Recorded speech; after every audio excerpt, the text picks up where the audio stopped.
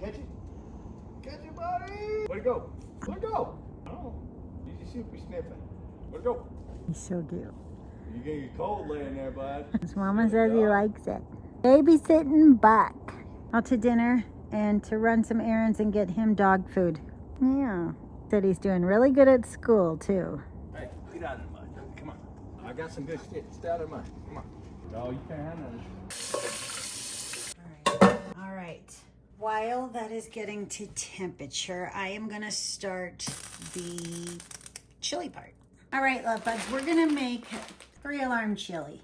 And I just defrosted some green chili that I have that I'm going to use inside of it. And I used this from Natural Grocers, this chili bean mix. It's really good. I cleaned the beans last night and then put them in a pot of water to soak overnight. And then I forgot to show that process, but it's really simple. And then I rinsed them again this morning before I put them on the stove to start boiling. Now we're gonna start the meat mixture part of the chili that we're going to add into the beans so that it can all cook together in just a second. Let me put the beans away. And let me get the green chili somewhere where when it starts to defrost, if it leaks really quickly. The green chili sauce or fluids or juice leaks, it'll leak inside the bag. And now we're gonna start all the vegetables and the meats that we're gonna add. We're gonna add steak piccata, a little bit of hamburger. I have one leftover ribeye that I need to use and incorporate into something, so I thought this would be a great thing to use it in, is Pops' 3-alarm chili. Benny needs to go potty. I'll be right back. Okay, like I said, we are going to use steak piccata, some hamburger, leftover pork from making green chili, and some leftover ribeye because I need to use it. And I didn't have celery, but we have the bell pepper and the onion, and I'm gonna get started so we can get started. So I like to kind of cut it cold, but I'm gonna keep the fat on because the fat is where the flavor is, of course. And that's gonna help get the pan nice and ready. Oh, I need to get some bacon fat in there. So I'm really quickly going to add some bacon grease. About, I don't know, a tablespoon. Okay, right. Okay, while all that meat is blending together, I am going to get the vegetables ready. I usually throw celery in here because celery does take on the flavors of what you cook it with while also maintaining its crunch. I did not get a big enough cutting board per usual. It's for that. We have a flat cutting board. All right. Yikes. Okay. I'm gonna throw those in there and start my onion. Okay. Wow. No need for concern. And they go down like Frasier. Oh, this guy. Oh, tearing him. I gotta stop clenching my jaw. Do you ever clench your jaw when you're doing something like this? I remember kids used to stick out their tongues when they were cutting with scissors. And then I started to realize that I like clench my jaw, squeeze my mouth when you're really concentrating. Some people leave their mouth agape. I don't know. It's a... Oh, I might have to add more onion. Let's head over there. Oops, sorry. All right, here we are. Let's see if I can stand this up. Okay, there we go. All right, here is the meat getting ready. I should probably add more steak. Here are my beans in their nice water bath for now. If you have to add more water before you get to this point, make sure that the water is hot and boiling. You don't want to add cold water because then it's going to take the beans a lot longer to get back up to temperature, and you just do not want to do that because you're not cooking them any longer. They're no longer cooking. All right, let me throw these in there. Now we'll assess if we need more. Okay, now, okay, is that still frozen? Okay, let's do this then. We're gonna do the cayenne, ground red pepper. I'm so sorry. This is Mexican oregano. Again, it's not the same as oregano. Oregano, the Italians use. We have Spanish smoked paprika. I'm gonna hit it.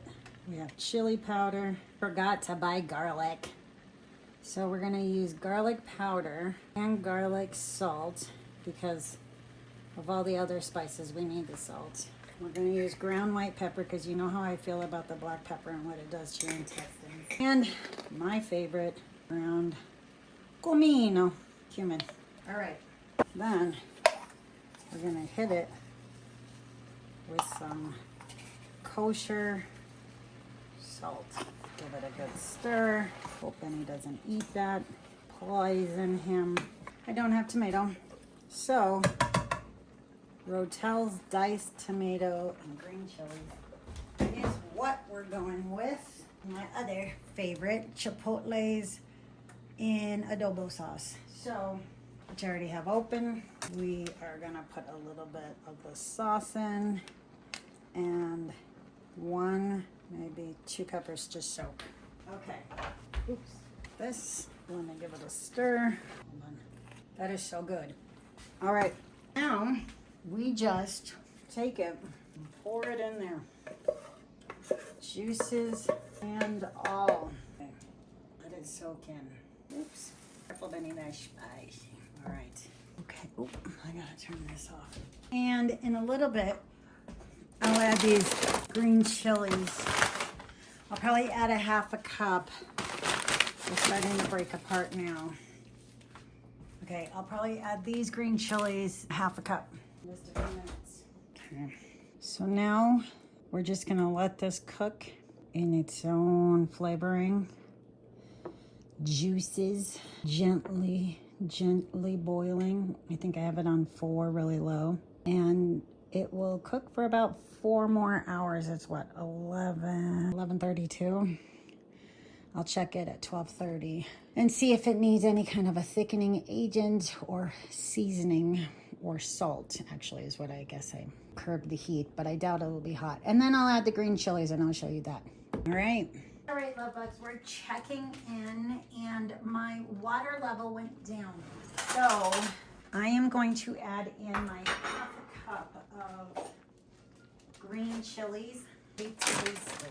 Still frozen, but I am gonna just throw it in there to add them for now and stir them in. And I don't know if you can tell, but the water level is down. And instead of adding cold, I know I just added those green chilies and those are cold, and now it's gonna maybe drop down the temperature of the beans. The beans still have a little bit longer to cook. It has been exactly, I think, an hour. Let's see, a little bit more, about 5 minutes more. But I have some water boiling. I'm just gonna add it over here to get it back up. Okay, and I'm just gonna stir it in. All right, and that should bring up the temperature. And we will come back in an hour and check it for taste.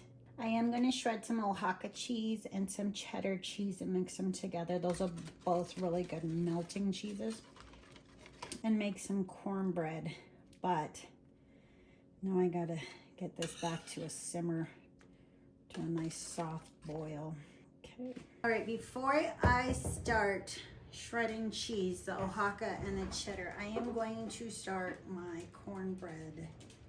And I'm gonna put it in a cast iron skillet, and I am going to put a little bit of bacon fat down to grease the pan. So I like the way it tastes.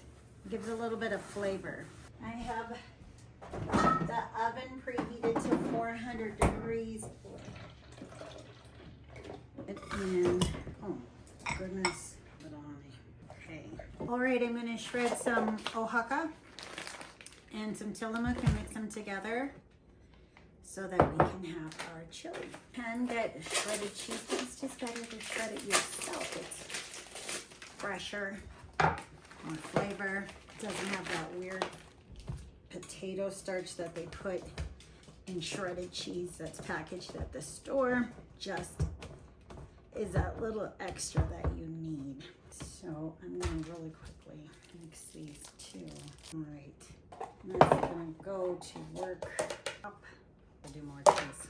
Hold. All right, this should be enough for 2 servings. Baby, I'm gonna get your spring onions ready. I should get my cheese ready. There's my sample of my cheese. Baby, come taste this. Come taste this. You're on camera too. Let me taste this, eh? Yes. Good. Good. So good, baby. Good. I'm supposed to eat it all. Yes. Yeah, that's definitely.